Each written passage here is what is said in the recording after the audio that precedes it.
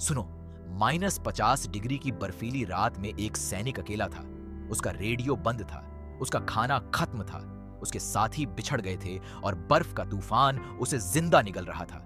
और तब उस अंधेरे में उसे एक आग दिखी, एक धधकती हुई आग, जिसके पास एक योगी बैठा था, बिना कपड़ों के, बर्फ में, ऐसे शांत जैसे बगीचे में बैठा हो।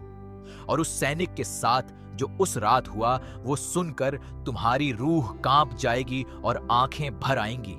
सियाचिन ग्लेशियर, दुनिया का सबसे ऊंचा युद्ध क्षेत्र, जहां इंसान की सबसे बड़ी दुश्मन गोली नहीं बल्कि ठंड होती है, जहां सांस लेना मुश्किल होता है, जहां हर कदम मौत की तरफ हो सकता है। उस ग्लेशियर पर तैनात था जवान अर्जुन सिंह रावत, उम्र 30 साल, उत्तराखंड के एक छोटे से पहाड़ी गांव से आया हुआ, गेहुआ रंग, चौड़े कंधे, आंखों में एक ऐसी दृढ़ता जो सिर्फ उन लोगों में होती है जो पहाड़ों में पले बढ़े हों। अर्जुन 12 साल से सेना में था, 3 बार सियाचिन की ड्यूटी कर चुका था, मेडल मिले थे, तारीफ मिली थी, लेकिन इस बार की ड्यूटी कुछ अलग थी।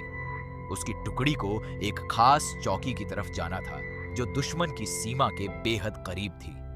5 सैनिक निकले थे, अर्जुन सहित। रास्ते में बर्फ का तूफान आया, इतना अचानक कि किसी ने नहीं सोचा था। दृश्यता शून्य हो गई, हवा इतनी तेज कि खड़े रहना मुश्किल। टुकड़ी बिखर गई। अर्जुन एक तरफ गया, बाकी दूसरी तरफ। उसने रेडियो निकाला, संपर्क करने की कोशिश की, सिग्नल नहीं था। वो चिल्लाया, आवाज बर्फ में दफन हो गई।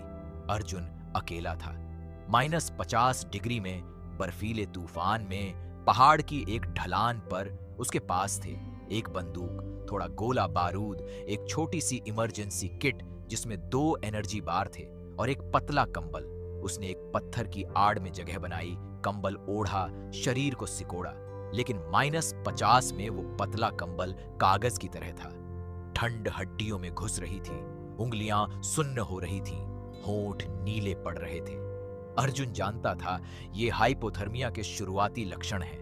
वो जानता था कि अगर कुछ नहीं किया तो कुछ घंटों में वो बेहोश होगा और फिर कभी नहीं उठेगा। उसने मां का चेहरा याद किया, पत्नी का चेहरा याद किया, अपनी छोटी बेटी का चेहरा याद किया जो 2 साल की थी। और जब वो घर से निकला था तो उसने कहा था, पापा जल्दी आओ। अर्जुन की आंखें भरी। उसने मन ही मन कहा, भगवान, मुझे नहीं जाना अभी, मेरी बेटी को उसके पापा की जरूरत है। उसके पिता शिव के भक्त थे, हर सुबह शिव का नाम लेते थे। अर्जुन ने बचपन में देखा था, लेकिन खुद कभी ज्यादा ध्यान नहीं दिया था। लेकिन उस रात, उस बर्फ में, उस अकेलेपन में, उसके मुंह से निकला, महादेव बचा लो। और फिर उसकी आंखें भारी होने लगी। हाइपोथर्मिया में नींद आती है और वो नींद मौत होती है। अर्जुन लड़ रहा था, आंखें खुली रखने की कोशिश कर रहा था। और तभी बर्फ के उस अंधेरे में एक रोशनी, दूर, धुंधली, लेकिन थी। अर्जुन ने सोचा शायद हेलुसिनेशन है, लेकिन रोशनी बड़ी हुई, नारंगी, गर्म, आग। कोई आग जल रही थी वहां। अर्जुन उठा, घुटने कांप रहे थे, लेकिन उठा, उस रोशनी की तरफ चला। हर कदम मुश्किल था, बर्फ घुटनों तक थी, हवा पीछे धकेल रही थी, लेकिन वो चलता रहा। और जब वो उस रोशनी के पास पहुंचा तो जो उसने देखा उससे उसकी सांस रुक गई। एक बड़ी सी आग जल रही थी, धधकती हुई, लेकिन वो आग बर्फ पर जल रही थी। कोई लकड़ी नहीं थी, कोई तेल नहीं था, बस आग थी। और उस आग के पास बैठा था एक योगी, बुजुर्ग, लंबी सफेद जटाएं, माथे पर राख से बनी 3 रेखाएं, गले में रुद्राक्ष। और वो योगी बस एक लंगोट पहने था, -50 डिग्री में, बर्फ में, बिना किसी कपड़े के। और उसके चेहरे पर ऐसी शांति थी जैसे वो किसी गर्म कमरे में बैठा हो। अर्जुन रुका, उसने बंदूक पकड़ी। कौन था ये? दुश्मन, जासूस। उसने कहा, कौन हो तुम? हाथ दिखाओ। योगी ने आंखें नहीं खोली, बस मुस्कुराया और बोला, बेटा हाथ नीचे करो, यहां दुश्मन कोई नहीं, बैठो, आग के पास आओ। उस आवाज में कुछ था, इतनी गहरी, इतनी शांत, इतनी भारी, जैसे पहाड़ खुद बोल रहा हो। अर्जुन की बंदूक नीची हो गई। वो आग के पास बैठ गया। आग की गर्मी उसे लगी और उसकी आंखों से आंसू बह निकले, क्योंकि इतनी ठंड के बाद जब गर्मी मिलती है तो रोना आता है। योगी ने बिना आंखें खोले कहा, तुम्हारी बेटी का नाम क्या है? अर्जुन चौंका। उसने कहा, आपको कैसे पता कि मेरी बेटी है? योगी ने कहा, बताओ नाम। अर्जुन ने कहा, गौरी। योगी मुस्कुराया। अच्छा नाम है। गौरी के पिता को आज नहीं जाना है, बहुत काम बाकी है। अर्जुन ने कहा, आप यहां कैसे हैं, ऐसे इस ठंड में? योगी ने कहा, ठंड उसे लगती है जो अंदर से ठंडा हो, मैं अंदर से आग हूं। अर्जुन ने पूछा, ये आग कैसे जल रही है, लकड़ी नहीं है? योगी ने कहा, जब श्वास सध जाए तो आग बाहर नहीं चाहिए, अंदर की आग काफी है, लेकिन तुम्हारे लिए बाहर की आग भी जलाई। अर्जुन के पास सवाल थे, बहुत सारे, लेकिन उसका शरीर इतना थका था कि उसकी आंखें बंद होने लगी। योगी ने कहा, सो जाओ, यहां सुरक्षित हो।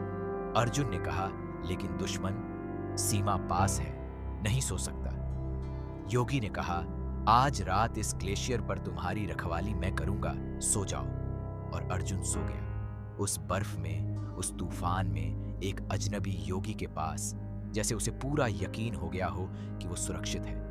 सुबह हुई, तूफान थम गया था, आसमान साफ था, सूरज निकला था। अर्जुन की आंखें खुली। वो एक बड़े पत्थर की आड़ में था। उसके ऊपर उसका कंबल था, लेकिन उसके नीचे कुछ और भी था, एक मोटी गर्म चीज जो पत्तों जैसी लगती थी। उसने उठकर देखा, योगी नहीं था, आग नहीं थी, लेकिन जहां आग जली थी वहां बर्फ नहीं थी, जमीन गर्म थी, और वहां राख में एक आकृति बनी थी, त्रिशूल की। अर्जुन जम गया।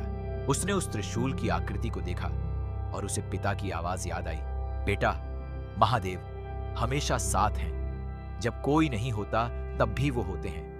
अर्जुन के घुटने मुड़े। वो उस राख के त्रिशूल के सामने बैठ गया, माथा झुकाया और रोया, खुलकर रोया। एक सैनिक जो कभी नहीं रोता, वो रोया। उसी सुबह उसकी टुकड़ी के बाकी सैनिक उसे ढूंढते हुए आए। रेडियो पर उनकी आवाज सुनाई दी। वो मिले, गले मिले। अर्जुन ने उन्हें बताया, रात मैंने यहां गुजारी। एक साथी ने कहा, अर्जुन, यहां -50 था, तुम इस पतले कंबल में जिंदा कैसे रहे? अर्जुन के पास जवाब नहीं था, या था, लेकिन वो जवाब शब्दों में नहीं था। वो वापस आया, मिशन पूरा हुआ, घर पहुंचा। जब उसकी बेटी गौरी दौड़कर आई और उससे लिपटी, तो अर्जुन ने उसे इतनी देर तक गले लगाए रखा कि गौरी ने कहा, पापा छोड़ो। अर्जुन हंसा और रोया एक साथ। उस दिन के बाद अर्जुन सिंह रावत हर सोमवार व्रत रखता है, हर सुबह शिव का नाम लेता है, और जब कोई उससे पूछता है कि भगवान होते हैं क्या, तो वो बस मुस्कुराता है और कहता है, सियाचिन में -50 में मुझे जिस आग ने बचाया वो किसी इंसान की नहीं थी, क्योंकि महादेव के योगी रूप को कोई ठंड नहीं लगती, कोई बर्फ नहीं रोकती। वो जहां उनका भक्त हो वहां पहुंच जाते हैं, चाहे सियाचिन हो, चाहे अंतरिक्ष हो, चाहे रेगिस्तान हो।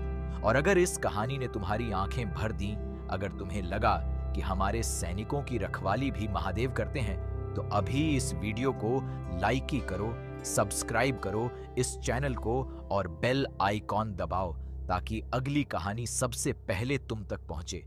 क्योंकि ऐसी कहानियां जो बर्फ से निकलें, दिल को गर्म करें और आत्मा को छुए, वो सिर्फ यहां मिलती है।